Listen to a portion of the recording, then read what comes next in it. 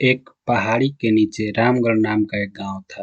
गांव के सारे जानवर हरी घास खाने के लिए सुबह उसी पहाड़ी के ऊपर बसे जंगल में जाते और शाम होते होते घर वापस आ जाते थे।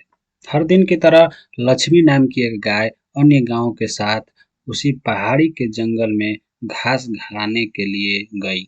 वह हरी घास खाने में इतनी ज्यादा प्रसन्न थी कि वह कब एक शेर की गुफा के पास पहुंच गई उसे पता भी नहीं चला।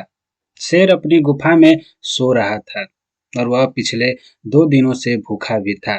जैसे ही लक्ष्मी शेर की गुफा के पास पहुंची, गाय की खुशबू से शेर की नींद खुल गई। वह धीरे धीरे गुफा से बाहर गया और गुफा के बाहर गाय देखकर खुश हो गया। शेर ने मन ही मन सोचा कि आज उसकी 2 दिनों की भूख मिट जाएगी। वह इस तंदुरुस्त गाय का ताजा मांस खाएगा।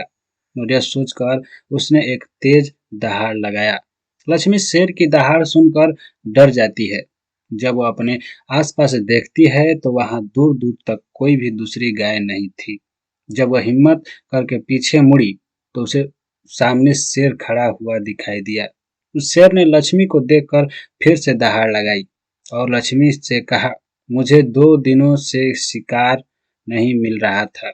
मैं भूखा था। शायद इसलिए भगवान ने मेरा पेट भरने के लिए तुझे मेरे यहाँ पर भेजा है। आज मैं तुझे खाकर अपनी भूख मिटा लूंगा। शेर की बात सुनकर लक्ष्मी डर जाती है और रोते हुए शेर से कहती है, मुझे जाने दो, मुझे मत खाओ। मेरा एक छोटा बच्चा है जो अभी सिर्फ मेरा ही दूध पीता है और उसे घास खाना अभी तक नहीं आया है। लक्ष्मी की बात सुनकर शेर हंसते हुए कहता है, तो क्या मैं अपने हाथ में आए शिकार को ऐसे ही जाने दूं? मैं तो आज तुझे खाकर अपनी 2 दिनों की भूख मिटाऊंगा। शेर के ऐसा कहने पर लक्ष्मी उसके सामने रोने लगी और विनती करते हुए कहती है, आज मुझे जाने दो। मैं आज अपने बछड़े की आखिरी बार दूध पिला दूंगी और उसे बहुत सारा प्यार करके कल सुबह होते ही तुम्हारे पास आ जाऊंगी। फिर तुम मुझे खा लेना और अपना भूखा पेट भर लेना। शेर लक्ष्मी की यह बात मान जाता है और वह धमकी देते हुए कहता है कि अगर कल तू नहीं आई तो मैं तेरे गांव आऊंगा, फिर तुझे और तेरे बेटे दोनों को खा जाऊंगा। लक्ष्मी शेर की यह बात सुनकर खुश हो जाती है और शेर को अपना वचन देकर गांव वापस चली जाती है।